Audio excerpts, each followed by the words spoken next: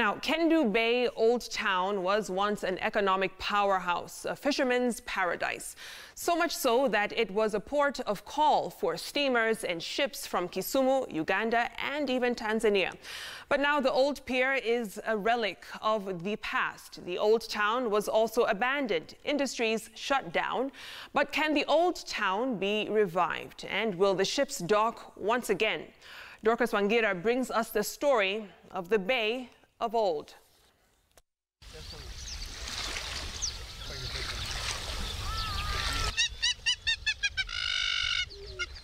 Raha yote nakuwa hapa Kendu Bay.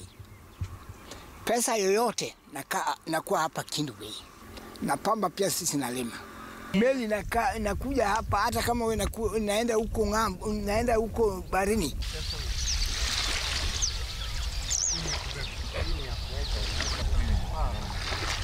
In the 1920s, Arab and Asian traders settled here on the shores of Lake Victoria. They owned 100 or more shops. By the 1940s, Kendu Bay Old Town was already a commercial and entertainment center.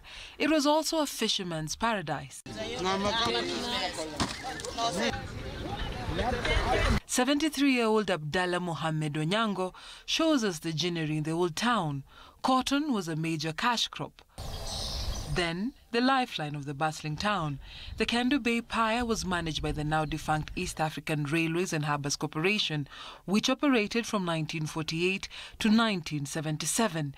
It ran inland shipping services in the three countries. Hapa ilikuwa penye watu walikuwa wanakuwa saa 4 hivi, watu wasaenda Kisumu na meli. Alafu saa moja meli imesaa kuja hapa. Kuna moja ilikuwa inaitwa Kamongo. Hiyo tu ikisaa kuja inabeba watu. The ship can come in this place for 3 times. There's one which was coming with the morning, there's another one at around midday, and the other one in the evening. And the old pier, we are told, was once a port of call for many steamers and ships coming from as far as Kisumu, even Uganda and Tanzania. But over the years, the ships stopped coming, mainly because the water levels went down due to siltation and also the presence of hyacinth. There's just one old ship that we are told docked here and hasn't moved since. Now the lake it's become shallow. See that? So the ship cannot come here. It means that when it's a must that the ship must be in this place, then they have to proceed with that by building that bridge. You see that? Up to. But because of poor management and poor leadership, we can say that this place was abandoned and it cannot do well. Mwaka mingi mili hapana kuja hapa. Hata boat samani iko hapa na watu napanda kupeleka au Kisumu. Nasikia? Na siku hizi hakuna. Meli naye sasa haiwezi rudi kwa sababu hakuna maji yanaweza kimbia. Tunaweza kuja. Sababu hata hiyo hapo imekatwa machuma, mbao zimetoka, wameiba yani. The late 90s were the beginning of the end of the old town, and the impact was devastating. 1997, that's when the place now went down. Miaka kama 1997 hivi, kuna wengine walizama ndani ya maji hapa. Sasa kuna kwa tabu. Sina kaa tambarani. But history records and residents tell us that the old town was cut off between 1971 to 1974. The only thing that has really killed our beloved town is the fact that when the tarmacking was being done, the town was left aside, and the main road, that is the highway from Katito to Homa Bay, went outside Kendu Bay Old Town.